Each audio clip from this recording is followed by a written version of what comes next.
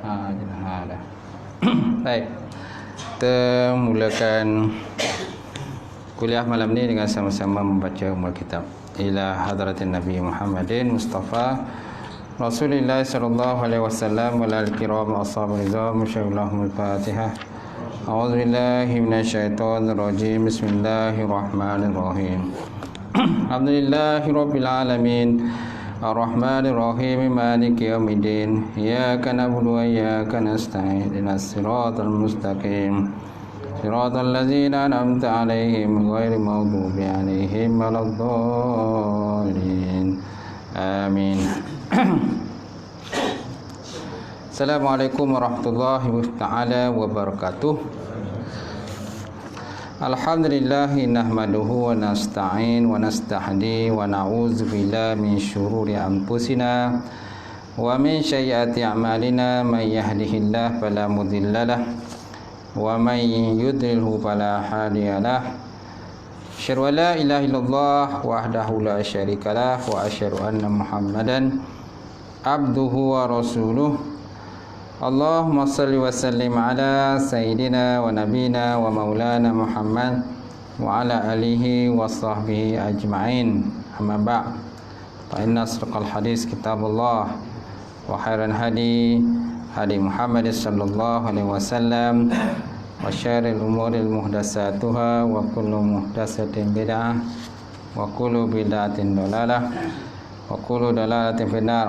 Qala Allah subhanahu wa ta'ala fi kitabil azim wa a'udzu billahi minasyaitonir rajim. Bismillahirrahmanirrahim. Yarfa'illahu allazina amanu minkum wallazina utul ilma darajat. Maksudnya Allah Subhanahu wa taala mengangkat orang-orang yang beriman dan berilmu di kalangan kamu akan beberapa derajat. Wa qala Nabi sallallahu alaihi wasallam, "May yuridullahu bihi khairan yufaqihu fid-din." Barang siapa dikenaki Allah Ta'ala akan kebajikan, saya diberikan kepahaman di dalam bidang agama. Alhamdulillah. Yang mati Fadil, tuan-tuan imam kita, tak lupa juga Tuan Bilal, Tuan Siak, pengurusi masjid, datang kuasa, seluruhnya tuan-tuan dan puan-puan muslimin muslimat bahagia. Alhamdulillah kita merafakkan setinggi-tinggi puji dan syukur kepada Allah Subhanahu wa taala kerana dengan izin Allah sekali lagi kita dapat bersama tuan-tuan dan puan-puan malam ini. Malam ini kita bicara tentang fiqh bab solat kitab Nabi solat Nabi yang sahih. Muka surat apa tu tuan? 188. Betul? 188. Masih lagi perbincangan dalam bab rukuk. Betul tak? Rukuk paling sempurna. Baik. Qala musannifu Allah Ta'ala wa nafa'ana bi ulumihi fi darin amin. Dan diriwayatkan daripada Muttarif. Betul Muttarif bin Abdullah. Muttarif bin Abdullah, di mana beliau menyatakan salaitu khalfa Ali bin Abi Talib radhiyallahu taala anhu ana wa Umran ibnu Husain fakana iza sajada kabbara wa iza rafa'a ra'sahu kabbara wa iza wa iza nahadha min rak'ataini kabbara. Falamma qada as-salah akhadha biyadayhi Imran ibni Husain faqala qad zakarani haza salata Muhammadin sallallahu alaihi wasallam au qala laqad shalla bina salata Muhammadin sallallahu alaihi wasallam. Baik. Apa maksudnya tuan-tuan? Sallaitu, aku semayang. Sallaitu, aku semayang khalfa Ali, di belakang Sayyidina Ali bin Abi Talib. radhiyallahu ta'ala anhu. Kemudian ana wa Umran ibnu Husain. Saya dan Umran ibnu Husain pun ada jugalah. Mana ada sekali hanya tu. Saya mana siapa saya ni? Mutarif bin Abdullah. Mutarif bin Abdullah mana? Jadi domain ana tu kembali pada Mutarif lah. Kan dia kata tadi aku semayang di belakang Ali bin Abi Talib. Ana saya ini Mutarif bin Abdullah dan Umran ibnu Husain pun ada juga. Fakana iza sajada kabara. Maka adalah ia apabila dia sujud maka dia bertakbir. Apabila beliau bersujud maka beliau bertakbir. Okey, siapa yang bertakbir ni? Siapa bertakbir? Ali bin Abi Talib lah. Menantu kepada baginda Rasulullah sallallahu alaihi wasallam. Kemudian wa iza rafa'a rasahu kabara, dan apabila dia mengangkat kepalanya maka dia juga bertakbir selepas daripada sujudlah. Apa itu? Wa iza nakhadha min rak'ataini kabara, dan apabila dia bangkit. Nakhadha ni masih bangkit. Min rak'ataini daripada 2 rakaat, kabara maka dia juga bertakbir. Jadi maksud bangkit 2 rakaat ini ialah duduk selepas duduk daripada tasyahud awal. Selepas duduk daripada tasyahud awal dia bangkit maka dia juga bertakbir. Macam tu. Falamma qada solah akhaza biyadayhi Imran ibnu Husain faqala, maka apabila telah selesai dia daripada mengerjakan solat maka mengambil dengan tanganku oleh Imran bin Husain. Mana Imran bin Husain tadi dia memegang tangan siapa? Mutarif bin Abdullah. Dia pegang tangan Mutarif bin Abdullah. Okey. Kemudian faqala, maka lalu dia berkata, qad zakarani haza, sungguh telah mengingatkan akan daku akan ini sembahyang. Sungguh telah mengingat akan daku akan ini sembahyang. Sembahyang siapa? Salat Muhammadin sallallahu alaihi wasallam, iaitu sembahyang baginda Rasulullah sallallahu alaihi wasallam.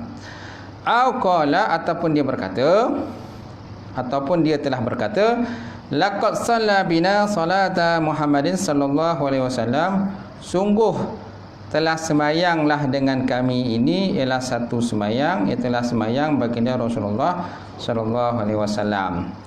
Ini nak nyatakan kepada kita bahawa sembahyang dilakukan oleh Sayyidina Ali itu seolah-olah menyerupai akan sembahyang yang dilakukan oleh baginda Rasulullah SAW. Gitu. Dengan dia sujud, dengan takbir, dengan apa tu, bangun daripada 2 sujud, kemudian bertakbir dan sebagainya lah.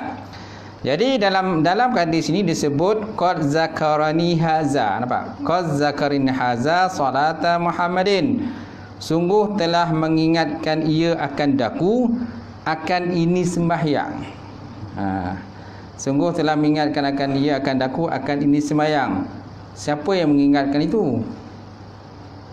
Perbuatan tadi, perbuatan Sayyidina Ali tadi. Perbuatan Ali tadi yang kata boleh katakan macam sebiji sebagaimana dilakukan oleh Rasulullah SAW. Jadi perbuatan Nabi sembahyang tadi dilihat oleh Mutarif dan juga Imran. Jadi apabila Ali bin Abi Talib sembahyang, maka dia seolah maksudkan yang sembahyang itu bukan Ali. Sembahyang itu ialah baginda Rasulullah sallallahu alaihi wasallam, macam Rasulullah yang mereka ikut, bukan Sayyidina Ali. Kenapa? Nak nyatakan tentang kesempurnaan sembahyang dilakukan oleh Ali itu samalah seperti sembahyang dilakukan oleh baginda Rasulullah sallallahu alaihi wasallam. Masya-Allah, tuan-tuan. Boleh kan? Kemudian dilihat terjemahannya itu, saya dan Imran bin Husain pernah melakukan solat di belakang Ali bin Abi Talib. Apabila sujud, beliau bertakbir. Apabila beliau mengangkat kepalanya pun beliau bertakbir. Dan apabila bangkit daripada duduk tasyahud awal setelah 2 rakaat juga beliau bertakbir. Setelah selesai solat, Imran bin Husain ataupun Husain tadi memegang kedua tangan saya lalu berkata, cara-cara solat seperti ini telah mengingatkan aku kepada solat baginda Rasulullah sallallahu alaihi wasallam. Ataupun dia menyatakan dia ini Ali telah menunaikan solat sama seperti solat yang dilakukan oleh baginda Rasulullah, insya-Allah. Tidak ceritakan tentang hadis inilah. Baik, kemudian Imam Hafiz Ibn Hajar dalam kitabnya Fathul Bari, muka surat 271 juzuk 2, menyatakan dalam riwayat Qatadah daripada Muttarif, Imran bin Hasan berkata, dulu aku tak pernah menunaikan solat yang lebih menyerupai akan solat baginda Rasulullah SAW, melainkan dengan solat ini. Dengan solat ini. Mana-mananya Muttarif ni dia pernah banyak kali buat solat, tapi dia tak merasakan macam solat ni yang dibuat tu macam seperti ittiba' ataupun mengikut benar-benar Rasulullah SAW. Jadi dia bila nampak Ali buat, barulah dia rasa macam macam aku ni sembahyang ikut Nabi, dia kata. Macam tu kan. Baik. Kemudian Ibnu Battal menyatakan tidak adanya penentangan bagi orang yang tidak melakukan takbir intiqalat di sini, menunjukkan bahawa ulama salaf tidak menganggapnya sebagai salah satu daripada rukun solat.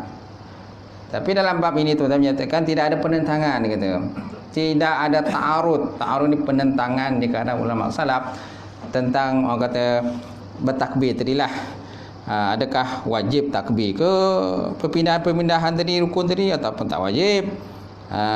Jadi kesimpulannya tak wajib lah. Takbir-takbir itu sunat saja. Tapi kalau takbir pun lebih baik. Betul tak? Kan besar pahalanya kalau kita takbir macam tu.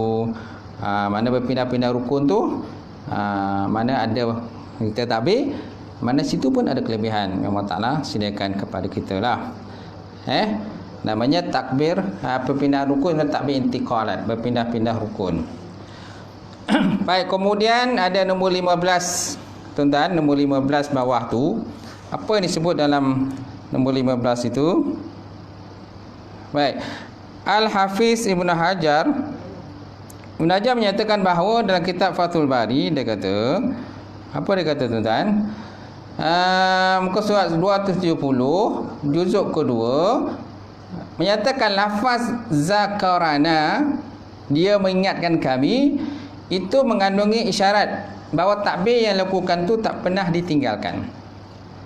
Lafaz zakarana, mana zakarana? Kau zakarani tadilah, kan dia ada garis tu. Muka surat 188 kan dia ada garis kan. Kau zakarani tu kan. Sungguh mengingatkan ia akan daku. Kan, akan ini perbuatan tadilah.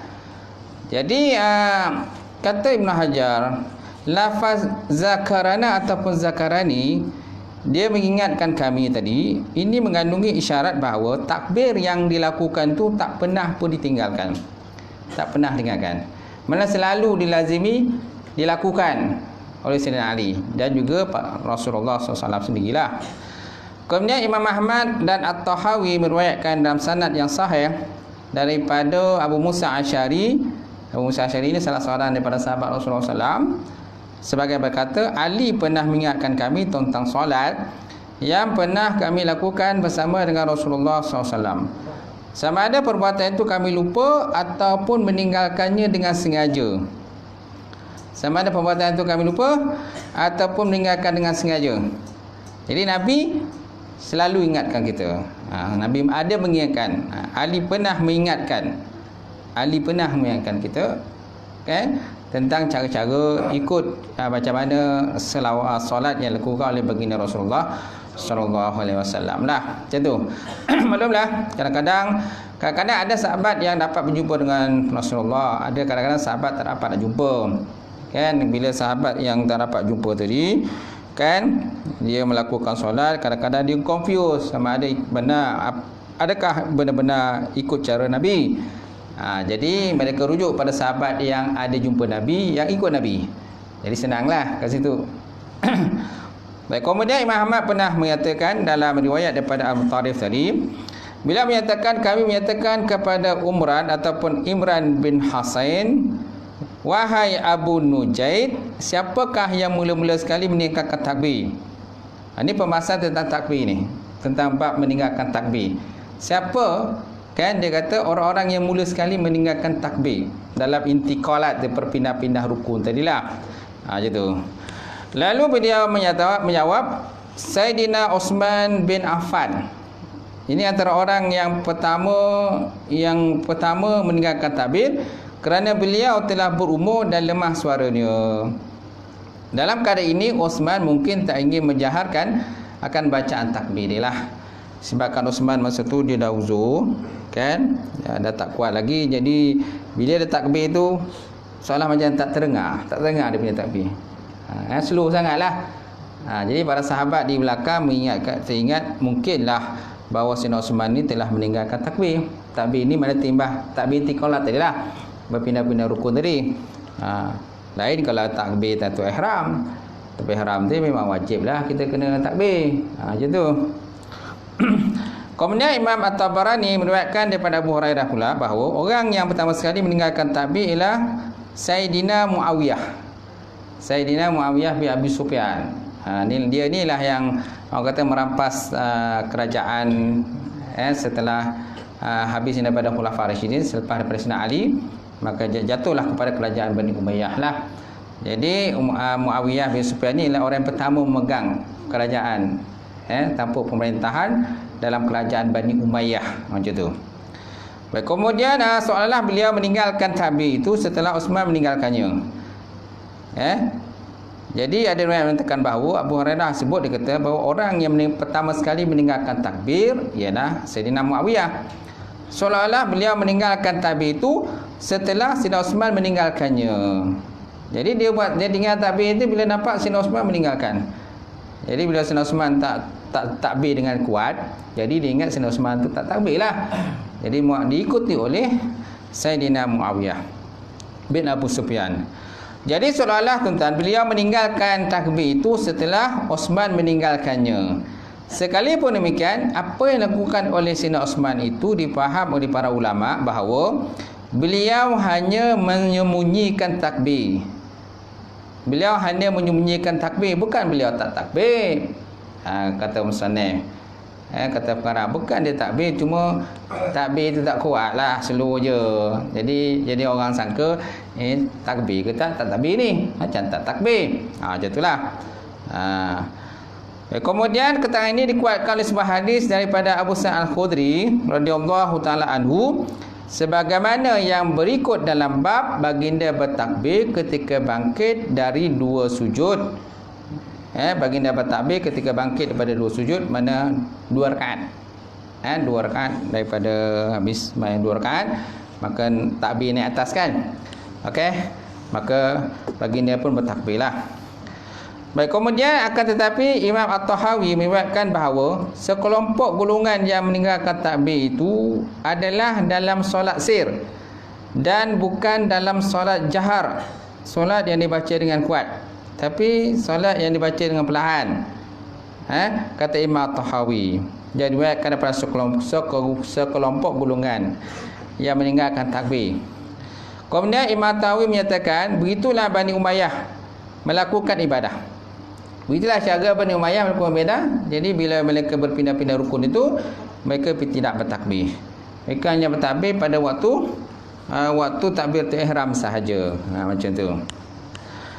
Ini pembahasan lah. Kemudian Ibnu Al-Muzir pula meriwayatkan bahawa dalam riwayat yang sama, bahawa Abdullah bin Umar Ibn Khattab daripada sebahagian ulama salaf bahawa mereka tidak bertakbir kecuali dalam takbiratul ihram sahaja. Dalam takbiratul ihram sahaja. Kerana takbir ihram rukun kan. Jadi rukun nak tak nak kena takbir lah. Kalau takbir kan tak sah lah solat itu. Macam tu. Kemudian nampaknya sebagai ulama salaf membezakan antara solat secara berseorangan dan juga berjemaah. Maksudnya takbir itu disyariatkan sebagai memberitahu tentang gerak-geri imam. Wahal keadaan seperti itu tidak diperluaskan bagi mereka yang bersolat secara berseorangan. Jadi kalau solat berseorangan tak perlu takbir dengan kuat, betul tak? Dan biasanya begitu pula. Kalau kita takbir sembahyang seorang-seorang, biasanya kita tak takbir kuat pun, perlahan kita takbir. Malahan bacaan-bacaan kita baca pun kadang-kadang perlahan kan, cukup sekadar dengar untuk diri kita saja. Jadi kata musannif ataupun garang, jadi takbir tu nak kuat tu waktu jahar jelah. Waktu sembahyang dengan baca dengan kuat ataupun sembahyang secara berjemaah. Kan, kenapa tak kena takbir dengan kuat sembahyang berjemaah? Kerana nak beritahu dengan makmum yang duduk belakang kita. Betul tak? Gitu. Baik, kemudian walau bagaimanapun syariat telah menetapkan bahawa takbir selain daripada takbiratul ihram hukumnya sunat. Tak? Ini syariat dalam akidah kata Syafi'iyah, dalam mazhab Syafi'i, maknanya takbir berpindah-pindah rukun ni sunat aja. Itulah kesimpulannya sunat. Yang lain yang sunat, yang wajib tu mana? Takbiratul ihram jelah. Macam tu. Manakala takbiratul ihram adalah rukun bagi setiap orang mendirikan solat, sama ada solat itu dilakukan secara sir ataupun jahar kuat. Demikianlah ketentuan menurut daripada jumhur ulama ataupun kesepakatan ulama. Baik, kemudian diriwayatkan daripada Imam Ahmad pula, dan sebagai ulama mereka memandang secara zahirnya keterangan hadis ini, keterangan hadis itu mewajibkan takbir dalam semua bentuk solat, sama ada sir maupun jahar. Sama ada sir ataupun jahar. Ini riwayat daripada Imam Ahmad dan sebahagian besar daripada para ulama jugalah. Kemudian itu juga Nasiruddin bin Al-Munayyir berkata, hikmah disyariatkan bertakbir dalam solat sama ada sir ataupun jahar adalah supaya seorang yang diperintahkan itu berniat disertai dengan takbir. Supaya seorang yang diperintahkan tadi berniat kemudian disertai dengan takbir kepada Allah Subhanahu Wa Taala. Takbir dalam solatlah. Sampai itu mana takbir itu Allah Maha Besar kan. Mana kat situ pun ada orang kata ta'zim, mana membesarkan Allah Subhanahu Wa Taala. Kemudian dia juga wajib bagi mengekali niat tersebut sehingga selesai solat. Oleh demikian dia diperintahkan bagi sentiasa memperbarui ketetapan itu di tengah-tengah solatnya dengan bertakbir, kerana dia merupakan syiar daripada niat tersebut. Kata musannif. Jadi kenapa perlu takbir pada setiap sekali kita nak berpindah-pindah rukun itu? Kenapa? Kerana nak mengingatkan dengan takbir yang pertama tu lah. Kan kita ada separuh daripada pendapat menyatakan niat tu naklah berkekalan sehingga kita habis solat. Sehingga habis solat kita sentiasa berniat. Macam itulah. Berniat dalam keadaan kita sembahyang lah tu. Berniat sembahyang. Walaupun ada pendapat menyatakan cukup niat waktu takbir kita tu ihram jelah. Dah takbir tu ihram tak perlu nak niat lagi lah. Yang penting hati kita khusyuk, tu tak? Khusyuk dan fokus terhadap solat yang kita kerjakan itu. Jadi kata Nasiruddin bin Al-Munayyir tadi, bahawa kenapa kita kena takbir selalu dalam sembahyang? Dia kata kerana dia merupakan syiar daripada niat tersebut. Sampai rentetan daripada niat. Mana niat takbir ihram itu dibawa kepada mana niat tu sentiasa berterusan lah tu sehingga kita habis mengerjakan solat. Betul tak? Itu sebabnya kita perlu takbir pada setiap perpindahan rukun itu, insya-Allah.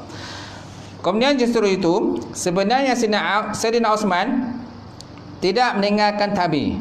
Kan pendapat di belakang tadi ada menyatakan bahawa Sayyidina Osman ada meninggalkan takbir. Betul ke Sayyidina Osman ada meninggalkan takbir? Sebenarnya kata musannaf, Sayyidina Osman tidak meninggalkan takbir. Beliau hanya tidak menjaharkannya kerana mengingatkan usianya telah lanjut dan keadaan dirinya telah uzur.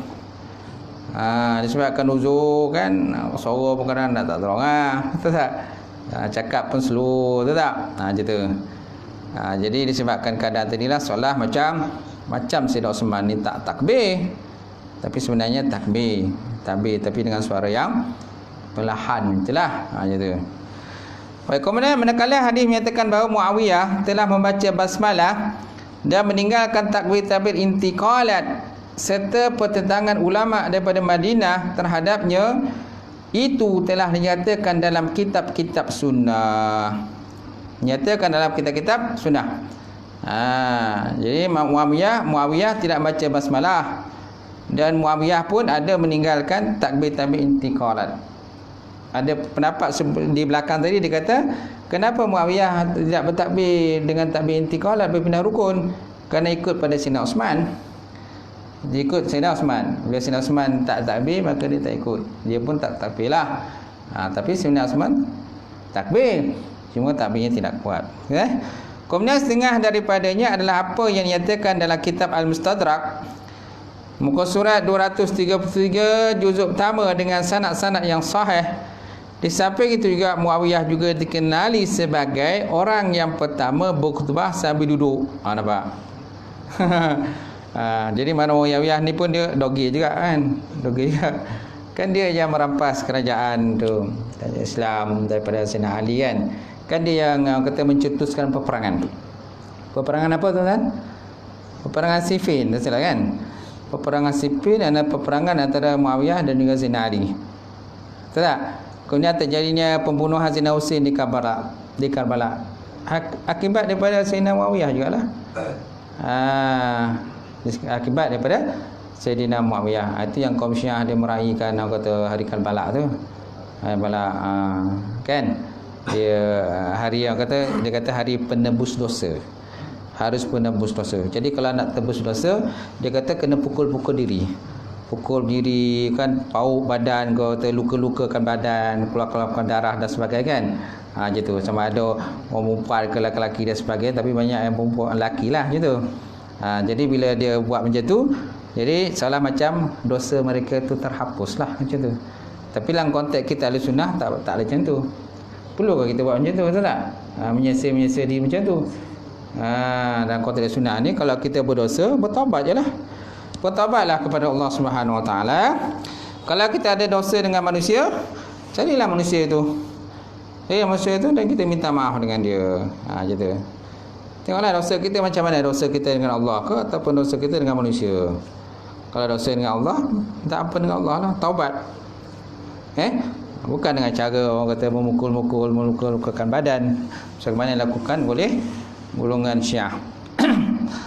Baik, kemudian tuan-tuan, di samping tadi Muawiyah juga dikenali sebagai orang yang pertama berkhutbah sambil duduk atas mimbar. Sambil duduk atas mimbar. Imam ada duduk atas mimbar tak khutbah? Tak ada kan. Ini macam ku ajar sikit kan. Kalau duduk atas mimbar, tak lama tu nama pun naik lah. Repot tu kan. Gitu. Baik, kemudian keterangan ini terdapat dalam kitab Sunnah Al-Baihaqi, muka surat 197 juzuk ketiga. Kemudian hadis riwayat Al-Bukhari, itu hadis yang ke-16 lah. Okey, habis tadi pembahasan tadi. Panjang ya. Kemudian kita lihat muka surat 190 atas. Adapun membaca takbir dengan Sudah belum? Okay. Adapun membaca takbir dengan memperpanjangkannya itu adalah satu contoh yang jelas yang ditunjukkan oleh baginda Rasulullah sallallahu alaihi wasallam. Al-Qatadah meriwayatkan, Sa'altu Anas an qiraati Nabi sallallahu alaihi wasallam. Faqala kana yamuddu maddan. Saya bertanya kepada Anas mengenai bacaan Nabi SAW dalam bertakbir. Dia menjawab, baginda membaca takbir dengan memperpanjangkannya. Memperpanjangkan takbir. Macam mana tu? Allahu Akbar kan? Mana memperpanjangkan takbir? Allahu Akbar. Bar tu tak dipanjang. Allah tu boleh panjang lah. Bar tu yang tak boleh panjang. Kalau kita tambah bar tu panjang, soalan macam ada alif kat situ. Soalan macam ada alif. Kita menambah alif. Bila tambah alif kan lain makna dia. Dia tidak ada alif. Alif kaf ba ra saja. Bukan alif kaf ba alif ra. Kalau kita letak kaf alif ra, kaf ba alif ra, nanti jadi bar tu panjang tu. Allahu Akbar, Allahu Akbar kan. Gitu. Tak boleh lah. Baik. Baik. Kemudian sebagai ulama pendapat bahawa membaca takbir dengan cara memperpanjangkan bacaan mad supaya tidak ada sedikit pun solat yang terlepas daripada zikir. Ada sebagai ulama lah, ba'dul ulama, sebagai ulama ada sebut, kenapa perlu panjangkan Allah itu? Takbir itu Allah Akbar. Kerana situ pun terkandungi makna zikir. Dia terkandung makna zikir. Supaya apa yang kita buat tadi, kita niat zikir kepada Allah Subhanahu wa taala. Kemudian manakala dalil tentang meletakkan telapak tangan pada kedua lutut dengan merenggangkan jemari, jari-jari ataupun jemari lah. Itu disandarkan kepada beberapa hadis Nabi SAW. Antaranya adalah hadis daripada Sayyidina Abi Mas'ud Al-Ansari Al-Badri. Beliau menyatakan, maksudnya dah belum bunyi lagi. Tak, kadang-kadang kita terlajak. Ada saudara cakap kan. Dia kata ada mau sajid menang tadi kan. Tahniah lah. Giang lawan sini kan. Tak. Berapa dah? 50. Projek lah. Projek. Lepas kuliah kan boleh lah makan-makan kan.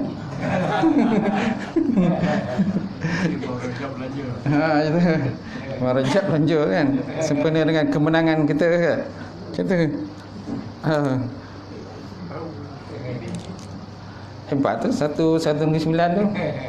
Tahu tak? Tak lelap tidur pengusi kita. Baik. Seterusnya sekali lagi manakala dalil tentang meletakkan telapak tangan pada kedua lutut dengan merenggangkan jemari itu disandarkan kepada beberapa hadis. Antaranya tentang adalah hadis daripada Sayyidina ataupun Sayyiduna Abi Mas'ud Al-Ansari Al-Badri. Beliau menyatakan la falamma raka'a wada'a rahataini ala rakbataini wa ja'ala asabi'uhu asfala minan zalika. Maksudnya falamma raka'a, maka manakala ataupun tak kala Nabi ruku, raka'a mana ruku, wada'a dia meletakkan rahataini ala rukbataini, maka dia meletakkan kedua belah tapak tangannya pada kedua lututnya ala rukbataini. Kemudian waja'ala asabihu, kemudian Nabi menjadikan segala dia punya asabi ini, jari-jari dia, asfala mizalika, lebih bawah daripada demikian, lebih rendah daripada demikian. Mana lebih rendah daripada lutut lah, mana merenggangkan.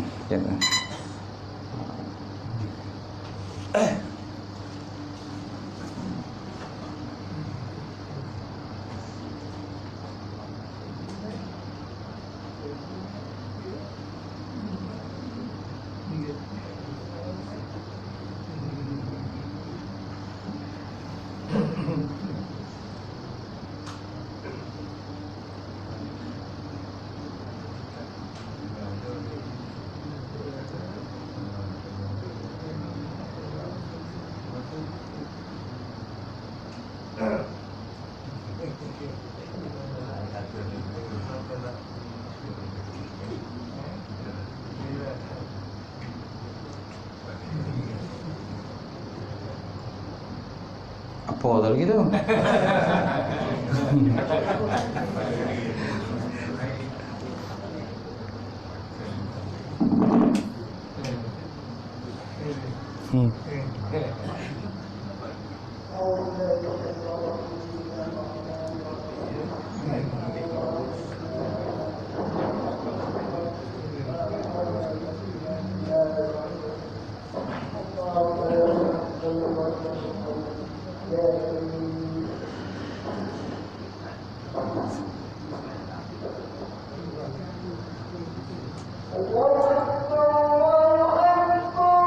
Allah Allah Allah.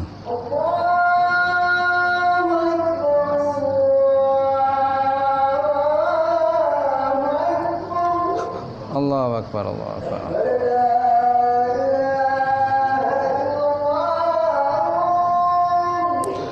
Asyhadu an la ilaha illallah.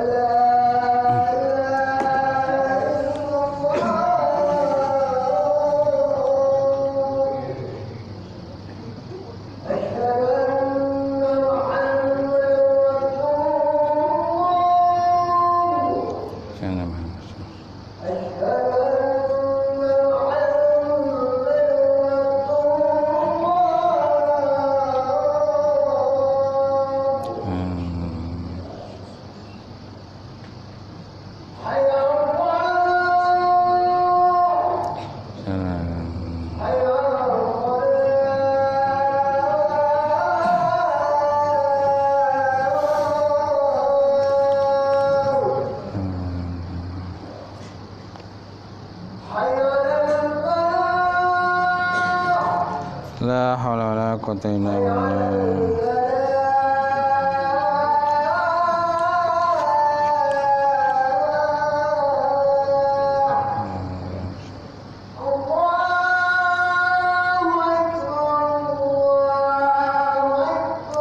Allah akbar, Allah akbar.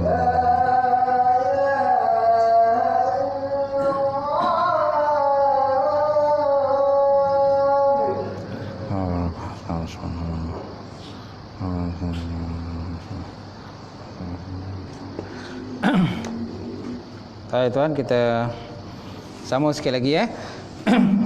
Jadi baginda kemudian meletakkan jari jemarinya lebih rendah. Asfala mana lebih rendah? Kan min zalika, daripada demikian lutut. Jadi apakah maksud lebih rendah ini? Maksudnya merenggangkan jari-jari lah, tidak dirapatkan jarinya ketika Nabi meletakkan jarinya pada lutut baginda Rasulullah sallallahu alaihi wasallam. Kemudian Wail bin Hujur menyatakan, kana Rasulullah sallallahu alaihi wasallam idza raka'a farraja asabihi. Idza raka'a farraja asabihi wa idza sajada dhamma asabihi. Dhamma asabihi. Adalah Nabi sallallahu alaihi wasallam iza, apabila raka'a dia ruku, farraja mencerai-ceraikan, asabihu, asabi'na jari-jari baginda Rasulullah sallallahu, dia renggang-renggangkanlah. Kemudian wa iza sajada, apabila dia sujud, dhamma ni merapat, menggabungkan, mengumpulkan. Dhamma ni kumpul lah. Asal dhamma atau mana dhamma? Tahu, domah tu bagi depan. Domah bagi depan, kasrah bagi bawah, fathah bagi atas. Jazam baris mati. Baris mati kan? Nanti istilah terdapat dalam ilmu nahwu tentang penggunaan baris dalam ilmu nahwu. Okey. Kasrataini, kasrun bagi bawah. Kasrataini, dua yang baris bawah. Dhammun bagi depan. Dhammataini, dua yang baris depan. Tak? Lepas tu nasbun bagi atas. Nasbaini, dua yang baris atas. Dua baris atas. Ataupun kadang-kadang tak sebut nasbun, disebut fathatun, fathah ataupun fathataini. Fathataini, dua yang berbaris di atas. Baik, kemudian daripada Sayyidina Abu Humaid As-Saidi berbunyi, fa iza raka'a amkana kafaihi min rukbataini wa faraja baina asabihi. Apabila baginda ruku, baginda menetapkan telapak tangannya pada kedua lutut. Baginda menetapkan telapak tangan. Amkana ni mana? Menetapkan kafaini dua telapak tangan. Kafun satu telapak tangan, kafaini dua telapak tangan, min rukbataini daripada dua lutut. Rukbatun satu lutut, rukbataini dua lutut. Okey. Wa faraja, dan dia juga Nabi menceraikan baina antara asabi yang jari-jari baginda Rasulullah sallallahu alaihi wasallam. Itu cara kaedah yang ajar oleh Nabi lah. Tapi ada kalau kita kadang-kadang dia letakkan jari dekat dia punya, dia pegang kat betih dia. Dia pegang kat betih dia. Kenapa nak lebih sikitlah khusyuk tu? Tunduk lebih sikit. Tapi sebenarnya tak betul cara tu lah. Tu tak betul cara ni. Nabi tak ajar macam tu. Kadang orang ni ikut logik akal dia je. Jadi kalau pegang dekat lutut tu, dekat betis tu, mungkin dia akan lebih rukuk, dia lebih tunduk lagi kot, dia kata. Dia lebih tunduk lagi pada Allah. Macam tu lah ibaratnya. Tapi ada juga kadang-kadang pegang kat peha pun ada. Kat peha je pegangnya, tak sampai pun ke lutut dia. Tapi yang sebenarnya yang paling tepat ialah pegang pada kepala lutut. Betul tak? Kepala lutut yang paling betulnya. Bukan pegang kat betis. Dekat koting kat koting kan. Dia pegang kat keting. Mungkin sangkaan dia pegang kat keting tu seolah dia lebih tunduk dan khusyuk kepada Allah Ta'ala. Tapi sebenarnya tak betul.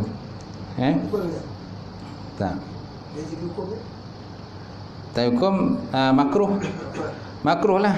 Dia tak batal, solat tu tak batal. Tapi makruh lah, kerana tak ikut ittiba, tak ikut Rasulullah sallallahu, tak ikut sunnah, tak ikut Nabi. Baik. Kemudian berdasar kepada hadis-hadis di atas, jelaslah pada kita bahawa disunatkan bagi seorang yang menunaikan solat meletakkan kedua telapak tangannya di atas kedua hujung lututnya.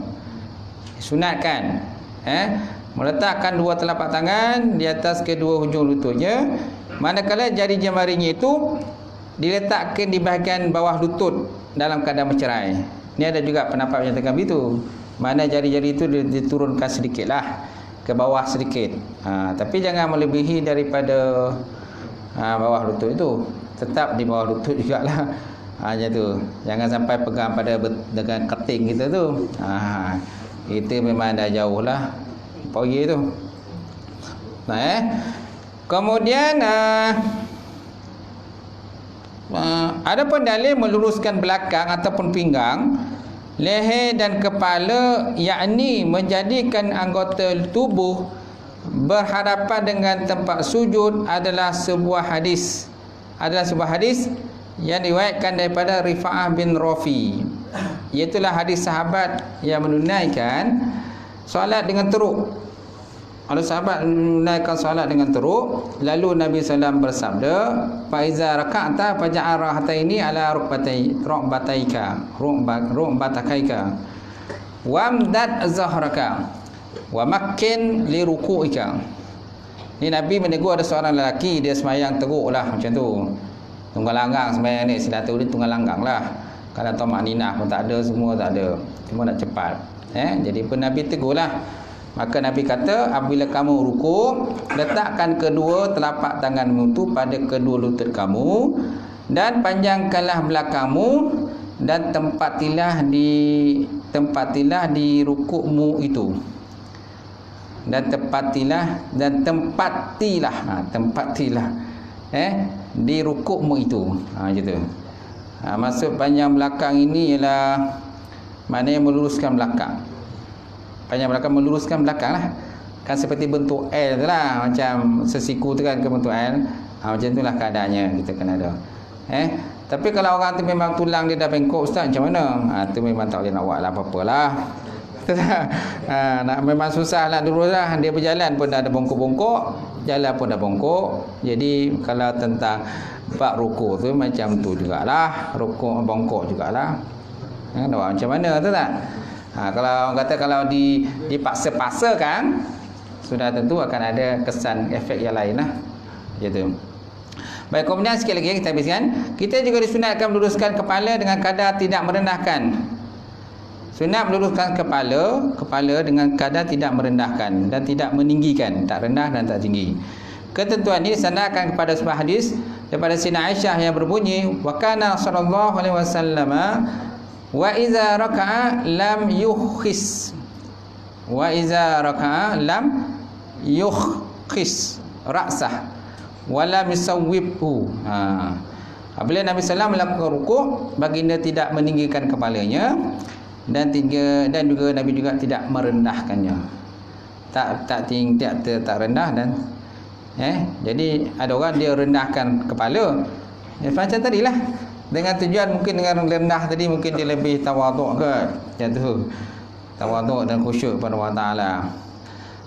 Kemudian Imam Nawawi menyatakan lafaz lam yusibhu itu bermaksud tidak terlalu merendah dan juga tidak terlalu meninggikannya. Oleh itu perkara yang disunatkan bagi kita ketika melakukan rukuk dalam solat, tuan-tuan, adalah meratakan belakang. Meratakan belakang. Mana paras kepala dengan badan tu selari lah macam tu. Macam lurus macam sekeping papan macam tu kan kepala tu. Baik.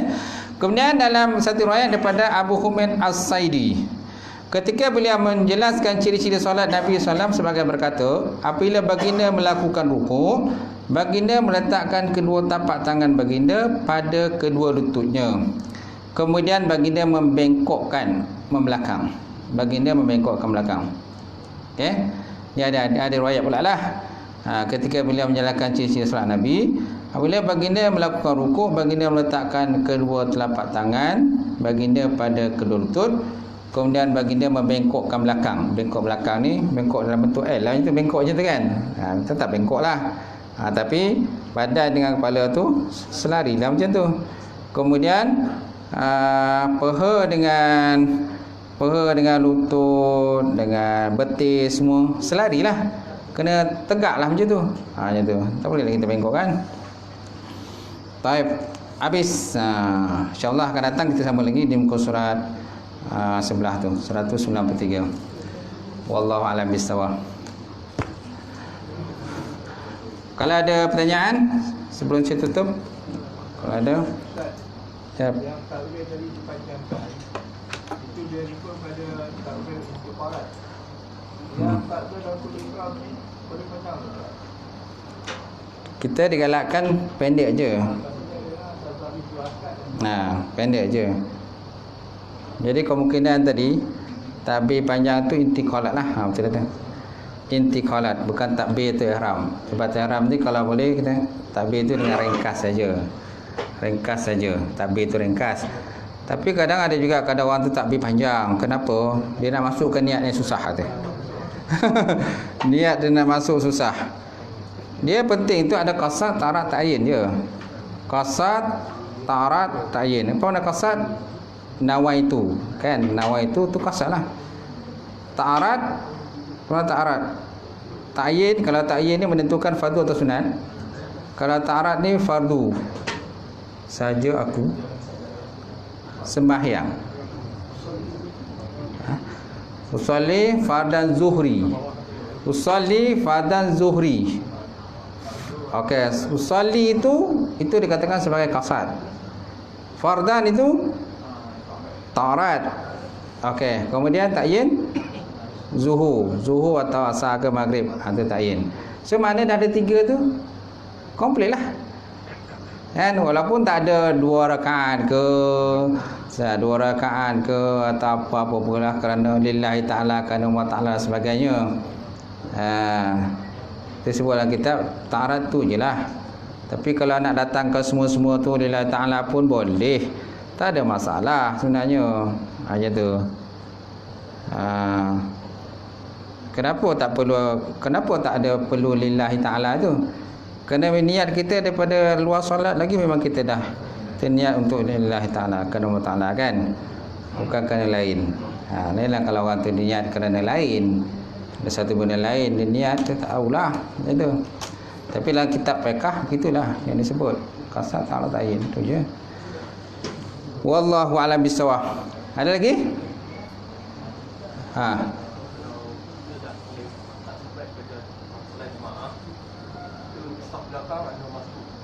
Tapi belah kanan dah penuh, boleh. Terus yang belah kiri kosong, semayang belah kiri imam boleh. Tak kisah. Dia lebih aula tu, lebih afdal tu belah kanan lah. Kanan dah penuh. Masuk dalam dinding tu.